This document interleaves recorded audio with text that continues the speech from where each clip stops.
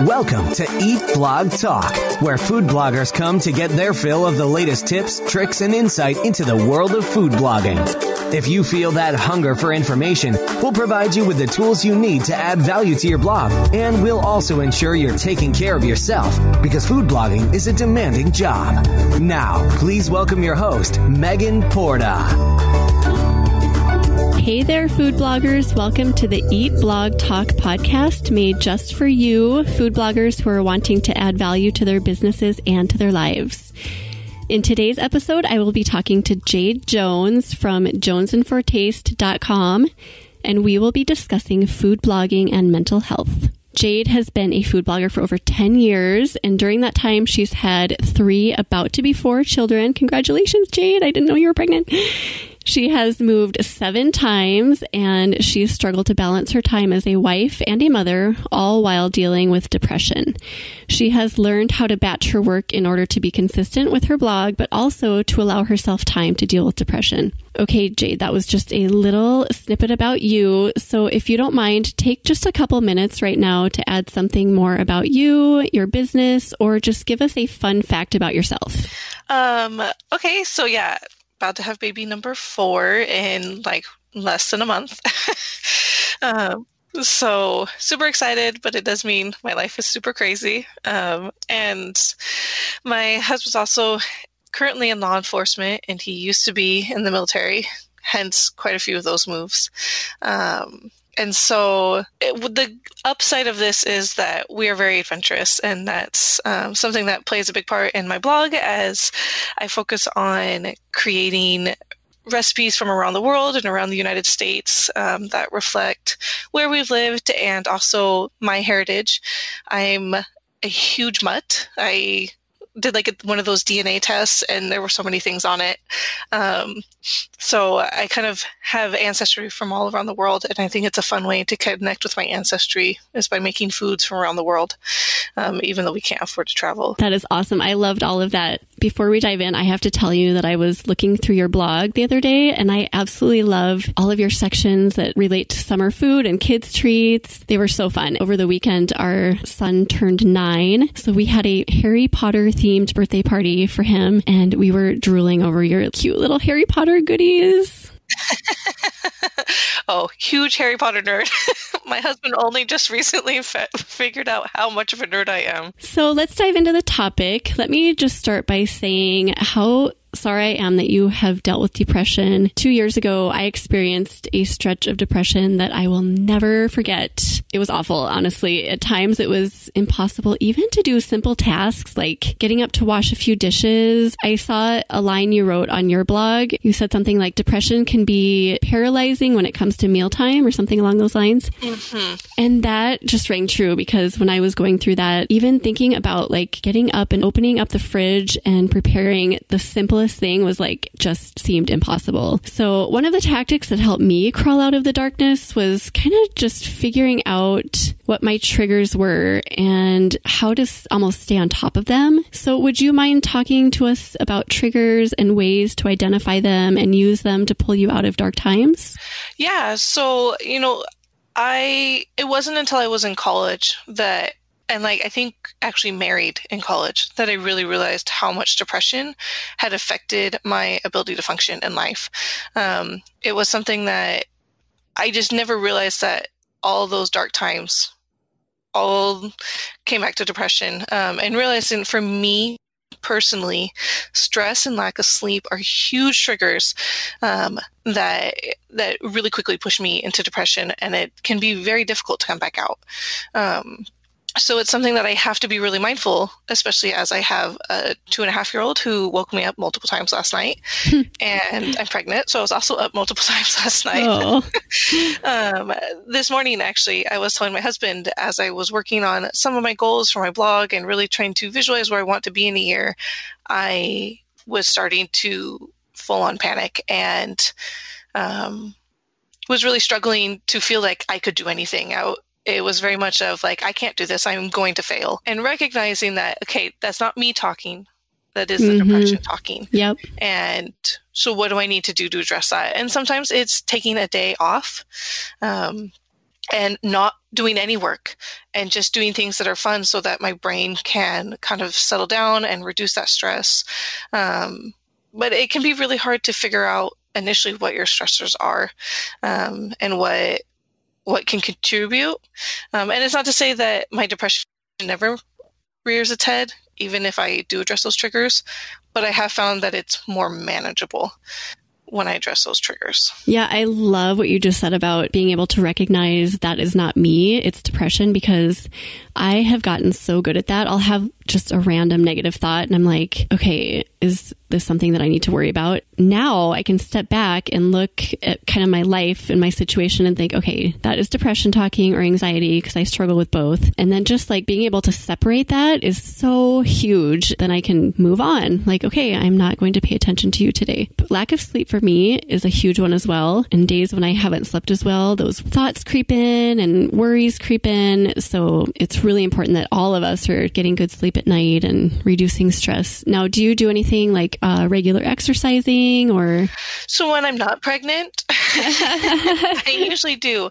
And it can be really hard to find time to exercise when you have a baby / toddler at home. Yes. So one of the things that I was doing was just going on a walk every day. For me, like going on a walk and listening to a podcast was very therapeutic to have some, like, I'm not a mom, like I'm just out taking a walk. And so, I'd set my son up with a whole bunch of books or some toys, and usually as long as we're moving, he's pretty happy.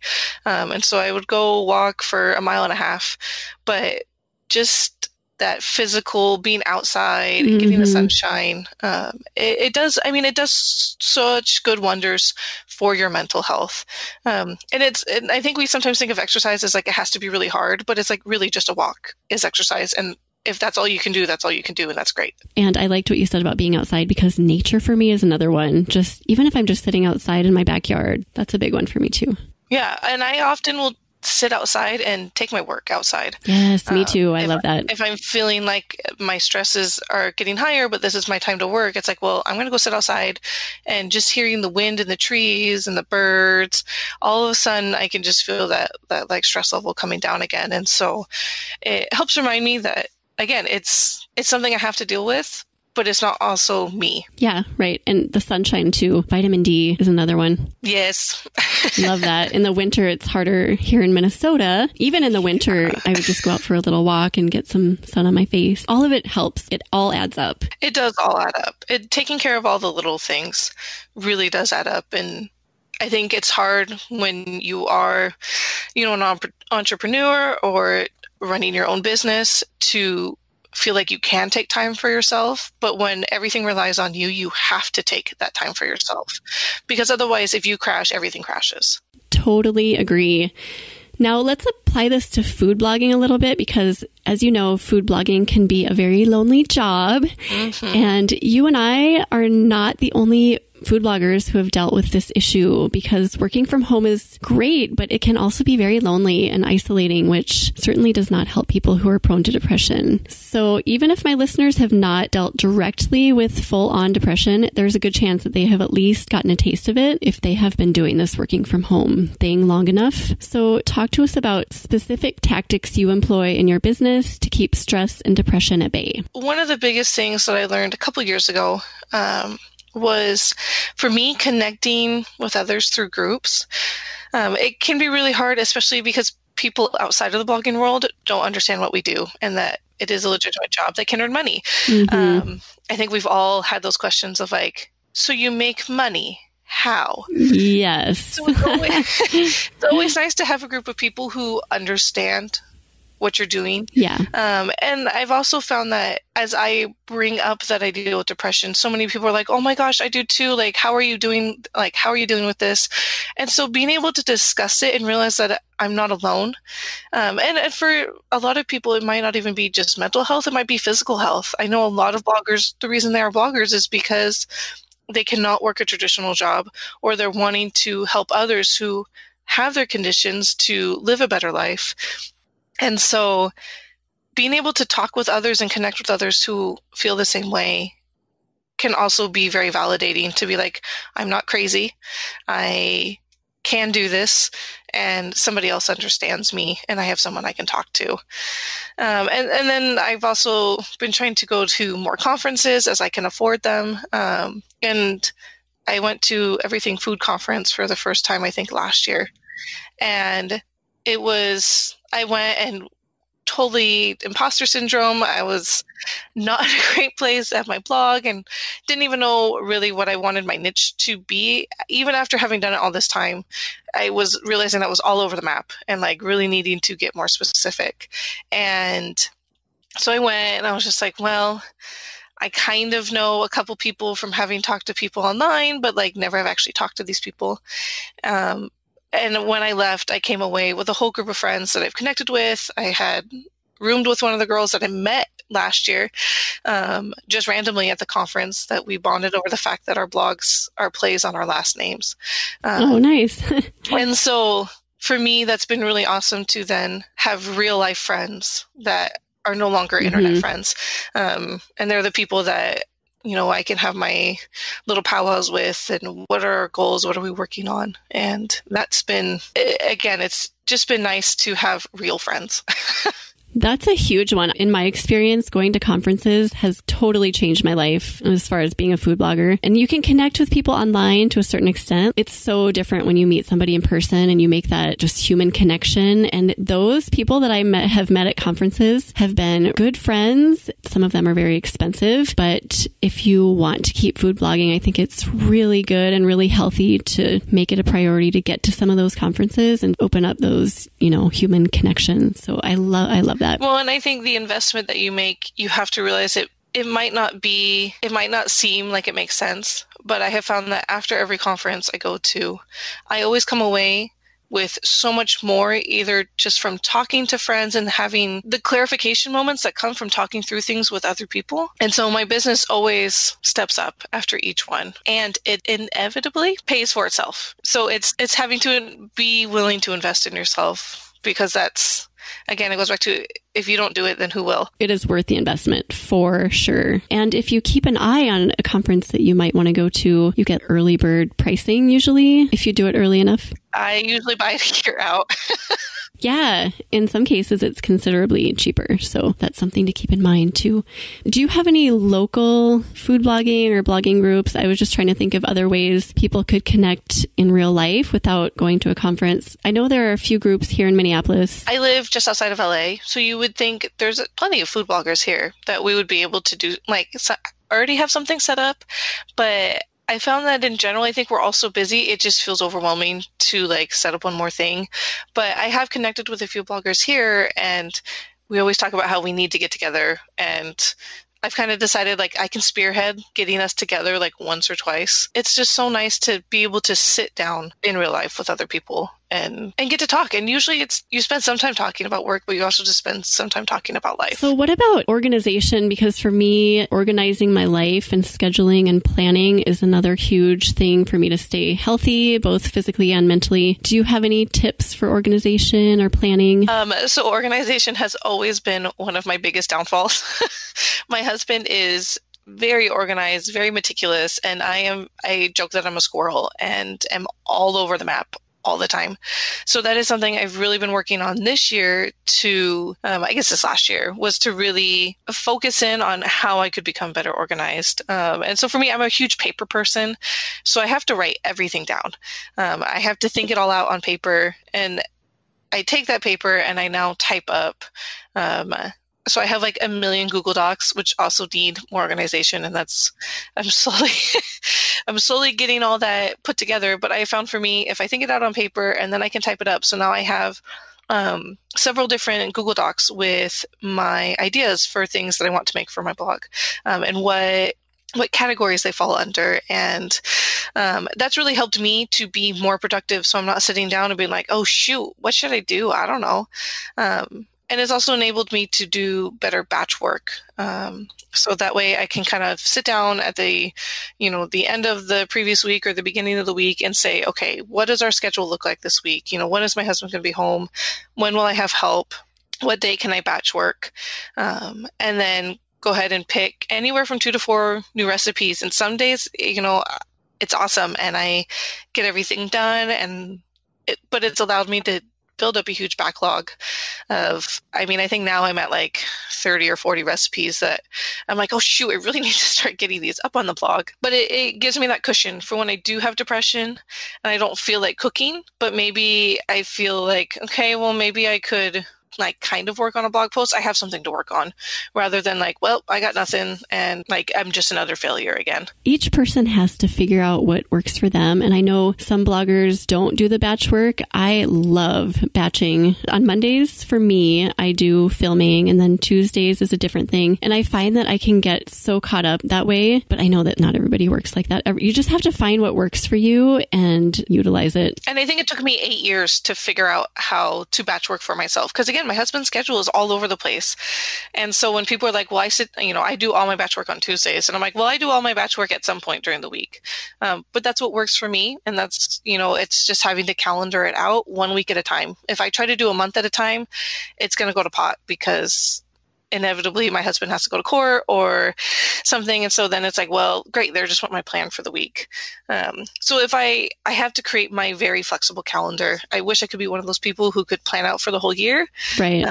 But that's just not going to work. And so I just kind of have to say like, well, keep a list of if I want to be working on things for St. Patrick's Day, like in general, this is what I want to have done for St. Patrick's Day. Let's keep it in mind for the few months leading up to it. And what I get done is what I get done. And if I don't get it done, then I don't get it done and I'll hold on to the idea for next year. I love that. So planning, but allowing flexibility as well so that you don't beat yourself up when things don't get accomplished. For me, allowing myself that grace of it's okay if I don't get everything done is, again, a huge part of allowing myself to not stress and then get depressed. It's just knowing that if I get some of the things done on my to-do list, that's a win. If I get most of the things done on my to-do list, that is like awesome. Because my to-do list is always going to be so much longer than I really am physically capable of doing. I think just saying it's okay that I got 5 out of the 6 recipes done that I was wanting to get done for this year, that's a huge accomplishment. And I think sometimes we think we fail. No matter where we are, whether we have depression or not, we can feel like we failed because we didn't get all 6 done. When really you think about it, it's like 5 new recipes to go up, in a 2 or 3 week stretch for a specific holiday is actually awesome. So instead of looking at our list and seeing what we didn't get done, it would be helpful to look and see what we did get done. I have to remind myself of that sometimes too. Instead of focusing on the negative, just be happy that things got accomplished. Yes. And that was something, I don't know why I had never really thought about that, but just recently, Danny from Food Blogger Entrepreneurs, that was something she said. And I was like, oh, that's totally awesome. I should be doing that. I love, like, everybody is very satisfied by checking things off.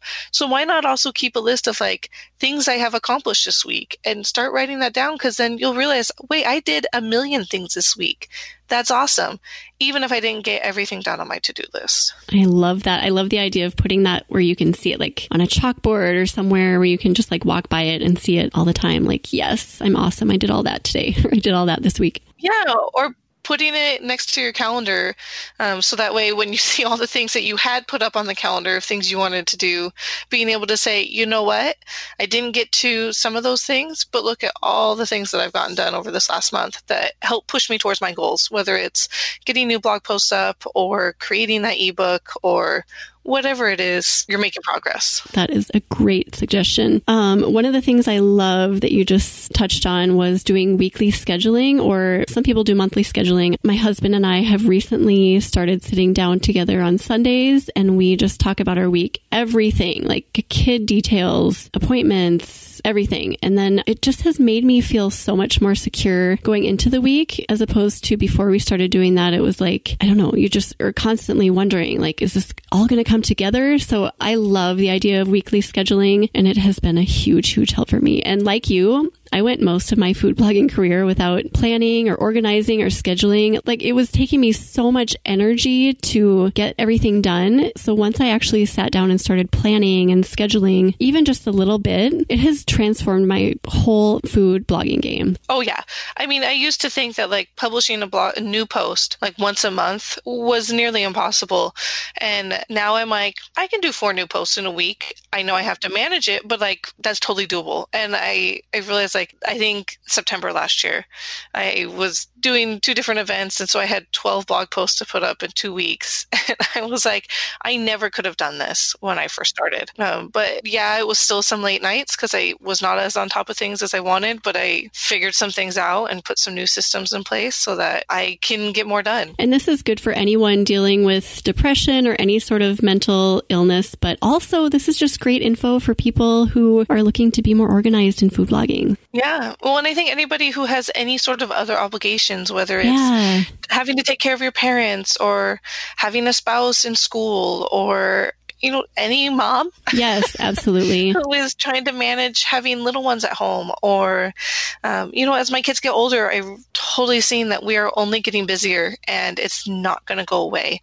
But I still have a baby. So I have that, I have a 10-year-old and I'm about to have a newborn. And so there's just so many things that can take away from my time. But if I just really look at each day as a unique day and say, what are my main goals for the week?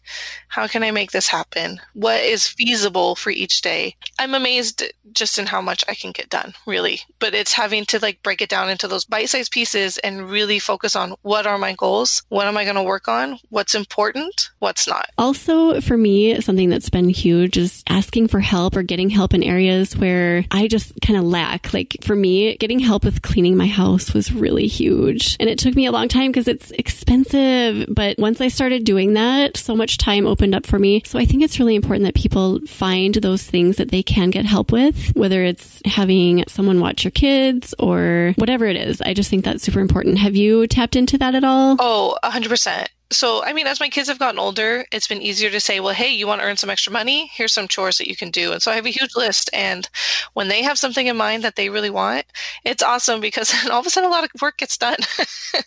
And then it was something I really had to sit down with my husband as we have big plans and big things that we want to do and make big changes in our life. But it was like, I can't work on my blog so that we can afford to do some of these things and take care of everything around the house. And he's always very helpful, but it's also was just something that was like, one of the things I am really awful about remembering to do is laundry. Our laundry's out in our garage. I constantly forget to switch it over. He's much better about that. And so that's kind of something he's taken over. I still fold it because he hates the folding and I can just knock it out. And that doesn't bother me, but the physically doing the laundry has been too much. And so that's something he does. Teamwork. I love it. Teamwork. Weird. And then also I realized just recently I needed to get like a mommy's helper. So I happen to know a family that homeschools and they have a daughter who's the perfect age to come over and play with my 2-year-old or help with the baby when the baby comes. And so I realized that was going to be something that would be really helpful for me just to get a couple hours, a couple times a week for filming and, batch cooking and doing the photography and keeping my toddler busy. And so I think it's sometimes having to think outside the box. And actually one of the best things I've ever done is using Instacart to order my groceries. I just started using Instacart. Oh my gosh. And I love how at the end of each purchase, it tells you how many hours you've saved shopping. Oh, it's hours, especially with a 2-year-old. Hours and hours of my life. I feel like I've been able to take back. I love Instacart. Yes. And for me, I've also realized it's helped me with my accounting because usually when I'm at the store, I don't want to have to make 2 separate purchases because I have a screaming 2-year-old who is really angry with me that we're still at the grocery store. And so for me, it's been really nice to be able to here are my family groceries, order those. Here are the blog groceries, order those. And so it's just made it so much easier to actually expense the things that we can expense because when you're making food just for the blog, no normal family will make something 4 times in a month because you're trying to figure out how to make it. Right. And so, yeah. For me, Instacart has been a game changer. I am with you on that. And I know there are people out there who just like going to the store and they like the experience of being in the grocery store and picking out their own produce. But personally, it is such a time saver for me to not do that. I will gamble and maybe not get the most perfect avocado in the world, but I absolutely love having my groceries delivered to my door. It's amazing. Well, and I just found that even if I get the bulk of my groceries and I have to make a quick pit stop that I know is only going to take 10 minutes, right? To get those 3 or 4 pieces of produce or whatever that has to be exact or has to look really good, it's worth it. because I still saved the hours that would have taken me to get enough groceries to feed my Polynesian family of 5 who Absolutely. eat a small ton. So in addition to Instacart, do you have any other tips for services that you use that someone else might find valuable? I think one of the other things is social media can really suck the life out of you, especially if you're trying to be on all the platforms. And for me, it was just realizing like I needed to spend the money to have like Tailwind and a schedule Pinterest. So I'm not on Pinterest all the time, and like being able to Instagram is still my weak point. I still kind of do that every day because I can never remember to schedule it. And then using like the native scheduler in Facebook, I usually can get up in the morning and I can schedule all my posts for the day. Or if I'm really on top of things, I can do it and I can have several posts done for the whole week. So that way it's not something I'm having to be constantly like, oh shoot, it's 3:00 and I haven't posted and I needed to post. Yeah, social media schedulers are a huge lifesaver for me too. And I think it's just so easy to kind of dismiss them as like, oh, they're not really going to help, but they really do. I mean, you might have to sit down for an hour to schedule things out, but you sat down for an hour and you have, a week or two all mapped out. And it's like, well, sweet. Now I don't even have to think about that again. And if you sit down intentionally and just do it, like you said, in a chunk of time, it's amazing what you can get done in just like 1 or 2 hours. Yeah. Well, and sometimes I'll even just set a timer for like, I'm going to give myself 20 minutes to do this.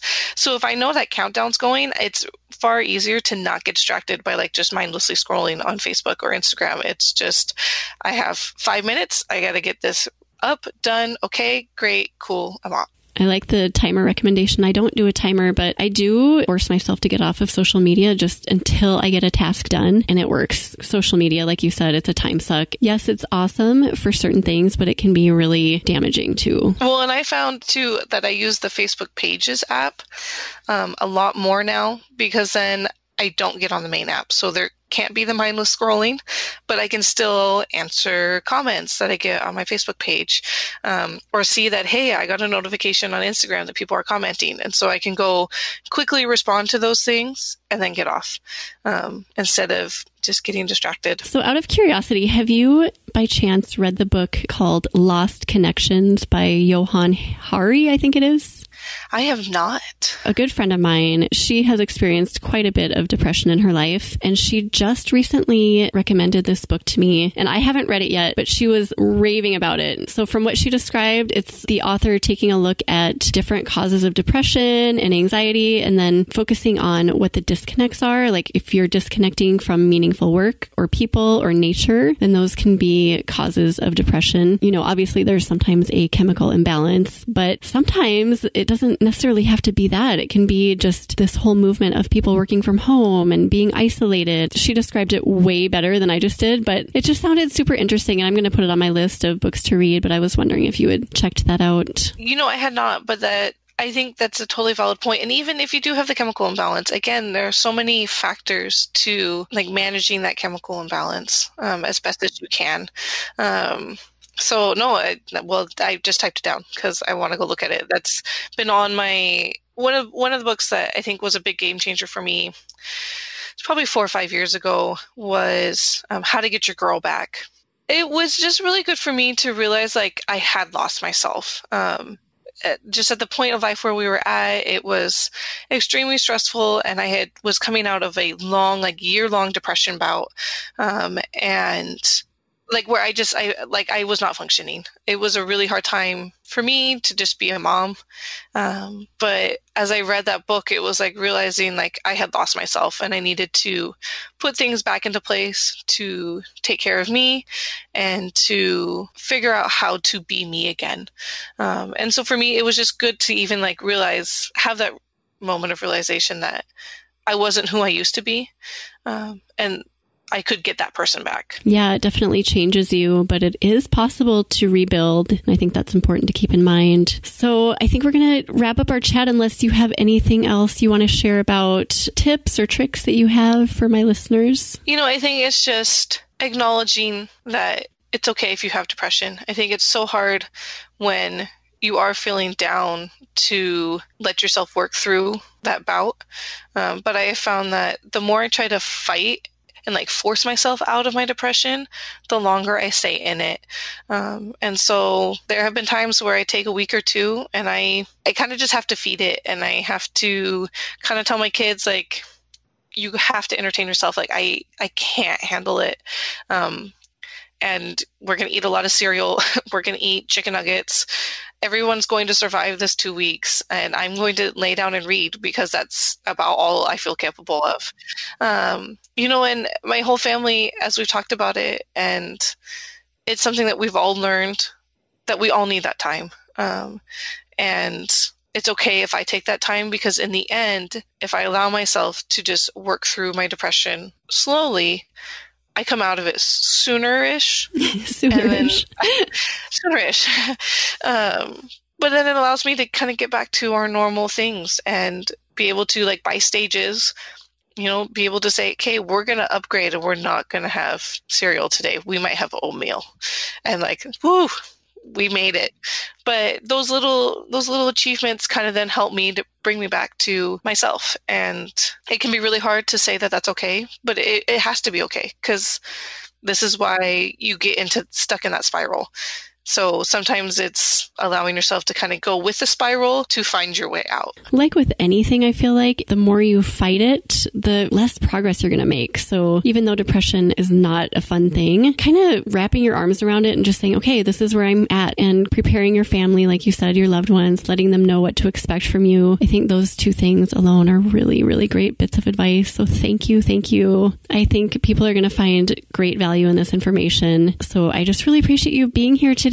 I know that what you go through is not easy, but it was just healing hearing from you. And if this can help even one person, that I think that it's all worth it. So thank you, Jade, for being here. Absolutely. And I'm so grateful that you allowed us to have this conversation, because I think so many times people don't want to talk about it because I don't know why we don't want to talk about it, but we have to talk about it. And so we're in an isolating business. So being able to talk about it and acknowledge that it happens means we can all work together to move on from that. I love that so much, because you're right. I think it's like just a topic that people shy away from. But like you said, this is an isolating business. So I think we should start opening up a little bit about it, and I think it will feed our souls a little bit more. So you will have a list of favorite resources that I'm going to put on eatblogtalk.com. So food bloggers, if you are interested in hearing Jade's list of resources that can help you get through bouts of depression or any mental illness or any issues that you're having, you can find the show notes for her at eatblogtalk.com/Jade Jones. So Jade, tell my listeners the best place to find you online. You know what? I'm on Facebook. I am managing my Facebook, and I am very active on there. You can find me there. You can always email me at jonesandfortaste@gmail.com. And I'm always happy to talk with other people who feel like they're struggling, because we all need that hand up sometimes out of the darkness. Thank you for the chat today. It has been so much fun. And thank you for listening, food bloggers. I will catch you next time. We're glad you could join us on this episode of Eat Blog Talk. For more resources based on today's discussion, as well as show notes and an opportunity to be on a future episode of the show, be sure to head to eatblogtalk.com. If you feel that hunger for information, we'll be here to feed you on Eat Blog Talk.